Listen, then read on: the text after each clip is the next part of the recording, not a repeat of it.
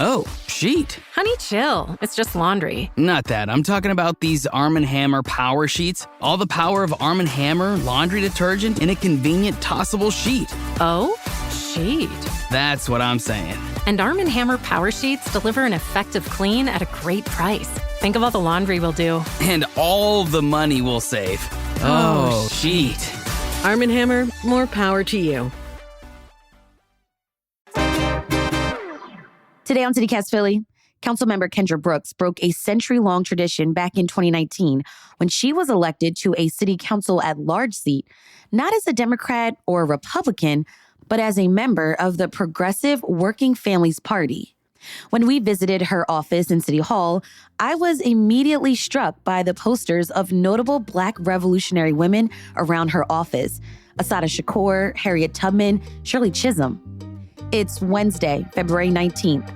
I'm Trenae Nuri, and here's what Philly's talking about.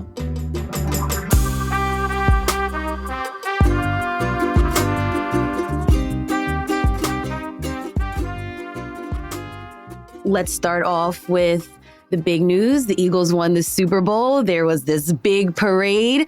What does this moment mean for Philly? You know, we're known as the underdogs, right?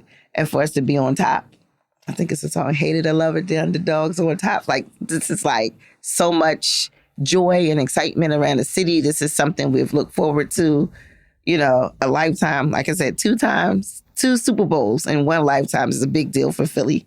And we deserve it, you know. And then all the first, like we had led by a Black quarterback, first Black woman coach, like all of these vibes in this Trump era says a lot. Oh, and we're not going to forget about the halftime show.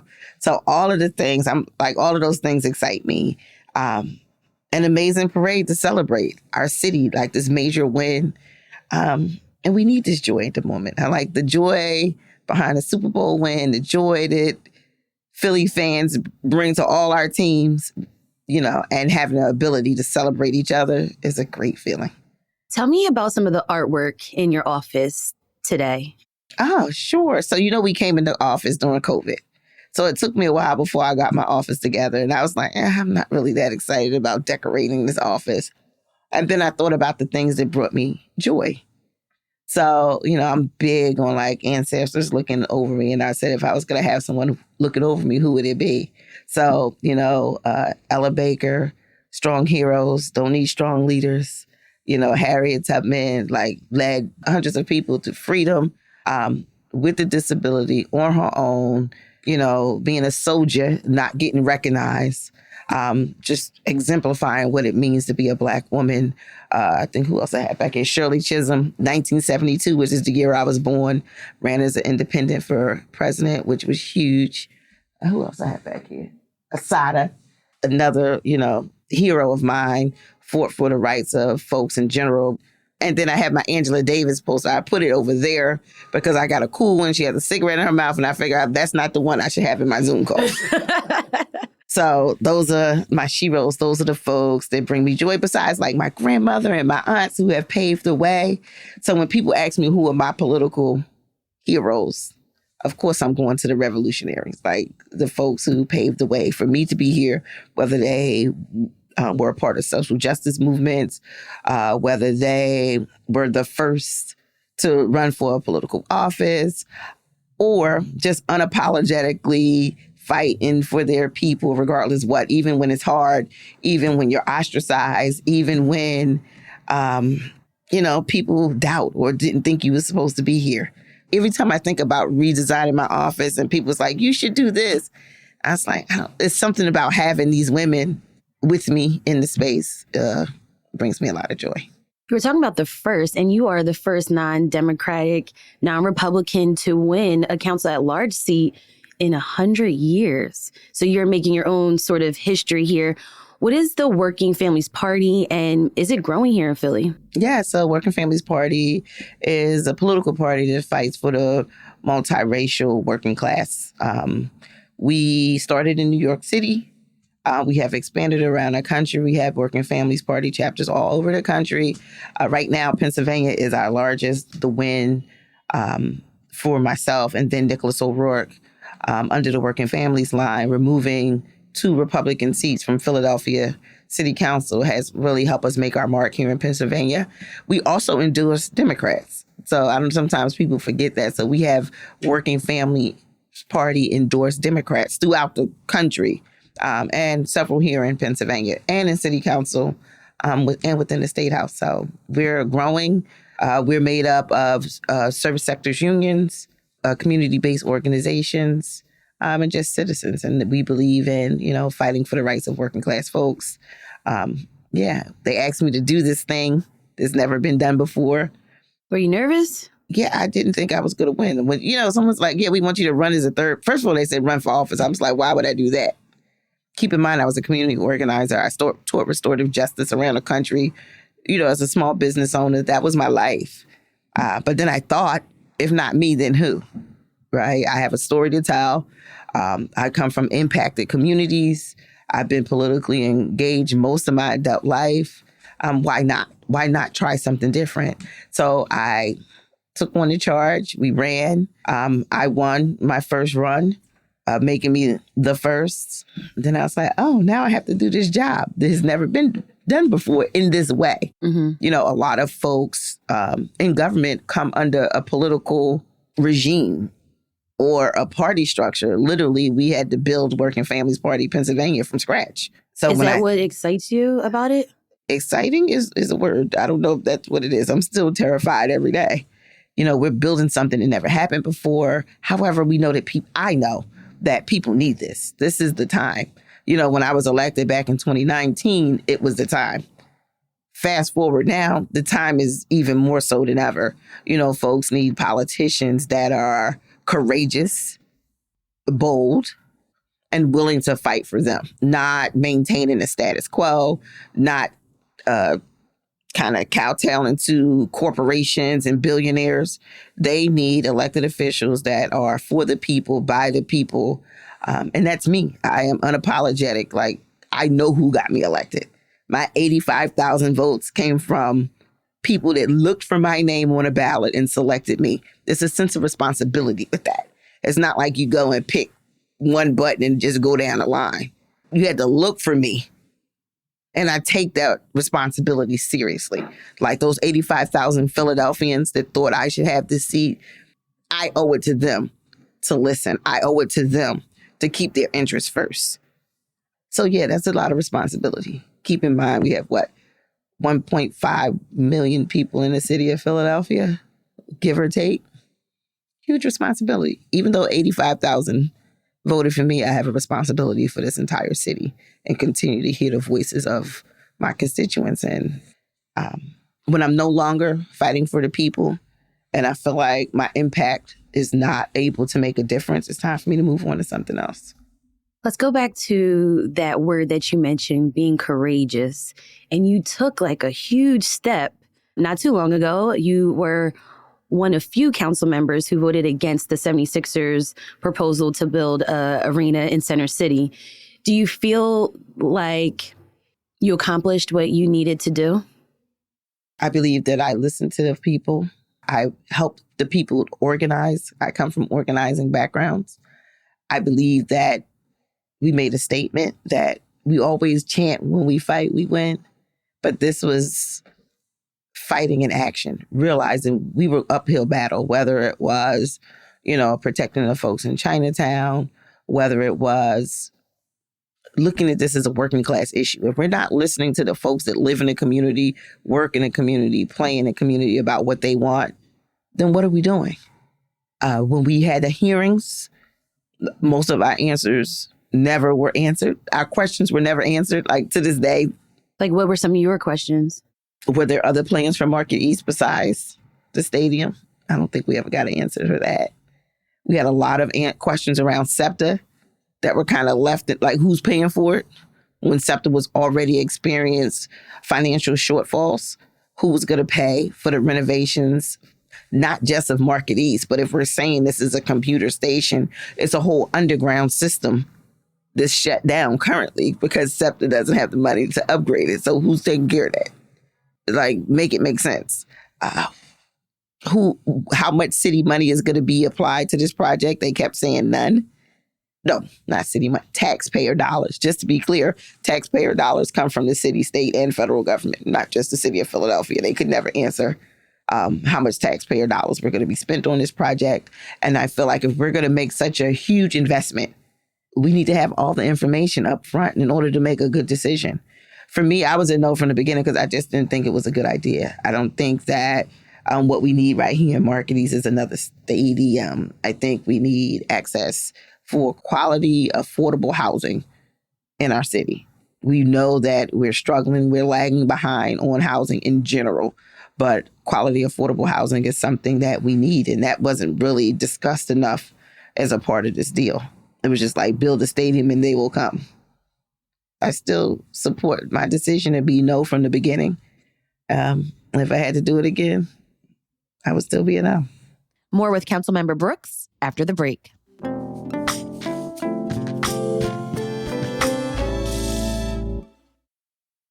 What sort of promises have you made to yourself this year? Maybe get in better shape or eat healthier, save more money, travel somewhere new. What about discovering a new culture by learning a new language? With Babbel, you can do that in just a few weeks. I'm CityCast CEO David Plotz, and I'm having such a good time learning Spanish on Babbel this year. I'm taking a trip to Mexico City in the spring, and Babbel is giving me the Spanish foundation that's going to make my trip so much better. Babbel's quick 10-minute lessons, handcrafted by more than 200 language experts, get you to begin speaking your new language in 3 weeks, or at whatever pace you choose. And because conversing is the key to really understanding each other in a new language, Babbel is designed using practical, real-world conversations. And one way they do that is with their own podcasts. I'm a podcast listener. I'm guessing since you're listening to this podcast, you are too. And I have been getting ready for my Mexico City trip by listening to Babbel's conversational podcasts. There's a short conversation you listen to, then an instructor talks you through what happened, and then you listen again, and then you catch everything when you listen that second time. There's also a great read-along transcript, too, which I love. The one I did today was with Maria and Carmela trying to make dinner plans, but Carmela is so busy. She's way too busy with work and yoga, but finally they agreed on brunch on Saturday. Studies from Yale, Michigan State, and other universities continue to prove that Babbel works. One study found that using Babbel for 15 hours is equivalent to a full semester at college. So let's get more of you talking in a new language. Babbel is gifting CityCast listeners 60% off subscriptions at babbel.com/CityCast. Get up to 60% off at babbel.com/CityCast. Spelled BABBEL.com/CityCast. Babbel.com/CityCast. Rules and restrictions may apply. I can say to my new Samsung Galaxy S25 Ultra, hey, find a keto-friendly restaurant nearby and text it to Beth and Steve. And it does, without me lifting a finger. So I can get in more squats anywhere I can. 1, 2, 3. Will that be cash or credit? Credit. 4. Galaxy S25 Ultra, the AI companion that does the heavy lifting so you can do you. Get yours at Samsung.com. Compatible with select apps. Requires Google Gemini account. Results may vary based on input. Check responses for accuracy.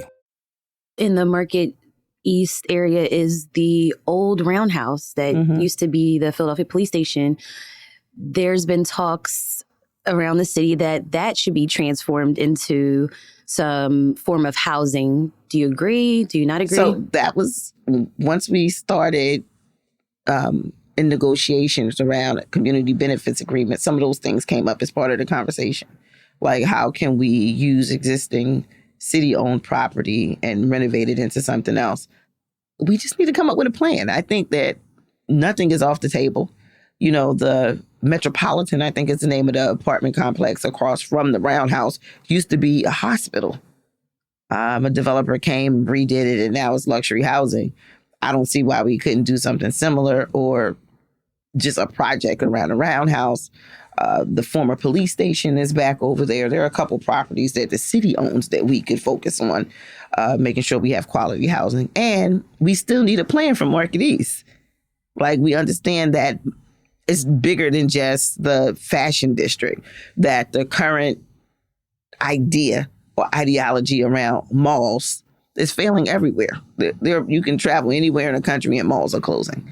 You know, people shop differently. We need to come up with a plan because we know what we currently have there is not sustainable. So, I mean, we can do entertainment, not just shopping. We can do, and they started a version of that, but we don't do enough to support our young people. Young people can't come there after a certain time. You can't come without a chaperone and all the... Lots of rules. Too many. From a child that spent the most of my teenage years in a mall. That's what we did. We went to the mall, we hung out in the food court, caught a movie, go to the arcade. That's not an option. So yeah, we have a lot of work to do. I think we need to come up with a solid plan around Market East that includes all those things. How can we bring more tourism into Philadelphia? How can we begin to tackle the housing crisis here in Philadelphia? And how can we tackle the lack of out-of-time out activities for young people to participate in our city? I think that Market East offers a wealth of opportunity. We just need to tap into it. There's also a lot of stakeholders that want to put their opinions into projects and things like that. So I'm thinking about the mayor and the other council members who did support the arena. Do you think they got played by the billionaires here? I don't know. I can't speak for how other people feel that this deal with. I'm just happy that I made my decision early on and stood on it. What type of grade would you give Mayor Parker in her second year in office? I realized Mayor Parker has a very big responsibility taking on being the mayor of the city that already had a lot of problems that she inherited. And grading someone a blanket grade and not taking in consideration all the components is very difficult. And I would never want to be in a position to bring more criticism on another Black woman. It's a complex job. Yeah, it is. And I mean, so is mine. So is yours, yes. But I'll say that I believe that she's doing what she believes in and is working towards what she feels is best for the city, whether I agree or not. That's as close as I'm going to get to agree. Let's talk about some recent legislation that you introduced, the POWER Act. And it stands for Protect Our Workers, Enforce Our Rights. And it's intended to strengthen the protections for workers in the city. What exactly would it do? It would support folks against retaliation. There's some anti-retaliation legislation, wage theft, which we know is huge amongst the folks in this environment. Those are the main two, mainly protect about anti-retaliation and prevent wage theft, as well as provide legislative support through the Office of Labor Protections. So a lot of times, you can report an issue, but there's no one there to help you move the complaint along. And that's why right now it's more important than ever to make sure that our city's Office of Labor Protections is in place, because we realize there are folks at other levels of government that are trying to wipe out, all the rights that we have fought so hard to maintain. And keep in mind, this is a population that still does not have those rights that many of us have secured, because they're working in private homes, oftentimes alone, without any or limited support. Some folks are undocumented. Some people are non-English speakers. So there are a lot of components in place that make them more vulnerable to wage theft and, abuse. There's also going to be a bad actors database. Can you tell me about that? So if an employer continues a repeat offender, they'll create a database so we'll know. So the labor department will already have them on file as someone that violated these rules before. Their licenses could be... Well, it depends. It depends on the type of business, because if you're a nanny, there's not necessarily a license for an employer that holds nannies. Right. So we're trying to make sure that the legislation is able to capture everyone. Why did you want to pursue this legislation? Well, I am a former domestic worker myself. I come from generations of domestic workers. I was a home health aide and nursing assistant all the way through college. My grandmother was a nanny and a caretaker. My great-grandmother did that her entire life. And I just get it. I remember when, I was mistreated or taken advantage of as a young college student. I remember how it felt. And this is what this is about. Now that I have the opportunity to put things in place to prevent that from happening to other folks, I was really excited about this. And I also was a part of Domestic Workers Alliance and the rally support before I was elected in office. This is 10 years worth of worker protection coming into fruition right now. So I'm really excited about this Power Act, and I'm looking forward to moving it forward. When you think about this piece of legislation and you think about the bigger picture, like the federal level and the Trump administration, what comes to mind? How does that influence the work that you're doing? Actually, the current administration influences all the work that I'm currently doing. The reality is that when those executive orders came down, my staff could not comb through them quick enough to try to figure out how we can protect folks here in Philadelphia. How can we put protections in place to make sure the constituents that I'm responsible for are not harmed? Meaning we have a lot of work ahead of us. But at least we know, even the ones that were put on hold, we have a vision. First, it was Project 2025, and now we have these that come with a clearer vision on what do we need to do to make sure that we're protecting Philadelphia citizens from the many executive orders or decisions that this administration could make that will affect working class folks in our city and our state. What other sort of issues are you focused on for this year? Housing is always first and foremost. We're still working on some of our housing legislation. The other thing we've been working on this community garden thing since I've been in office. It's something I picked up that I thought would just take like a couple months or so. Now we're 5 years in office and we still have not been able to protect all the community gardens that we've been fighting for over the last 5 years now. We are going to work on education. We have pending school closures happening, and we still need to make sure our school buildings are safe for young people. So that's going to be an ongoing project that my office will lead on. We have something called a plan for Philly families, and there's 5 pillars. And we try to make sure all of our work is tied into that, whether it's opportunities for young people, health and healthcare, economic justice. So the workers' rights fall underneath that, housing. But all the work we do are grounded in that. So I'm really excited. Oh, criminal justice reform. Thank you. Restorative justice. Restorative justice, yeah. So those are the things that, we kind of move our work through those pillars to try to make sure that we have a vision.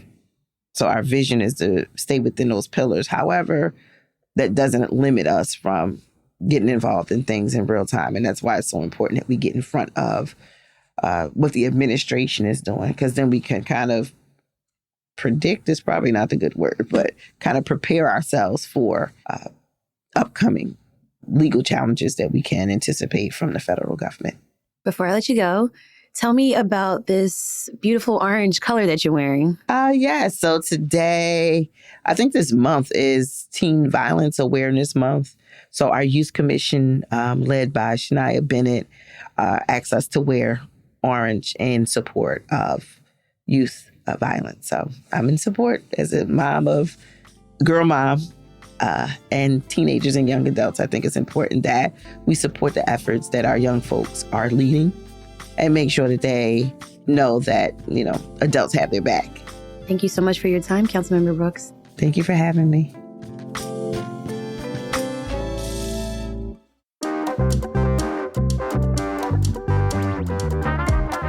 That's all for today here on CityCast Philly. Let us know what you think of this episode and tell a friend. Rate the show, leave us a review, and hit that subscribe button. Be sure to sign up for our morning newsletter, Hey Philly, to learn more about what else Philly's talking about. We'll be back tomorrow morning with more news from around the city. Bye.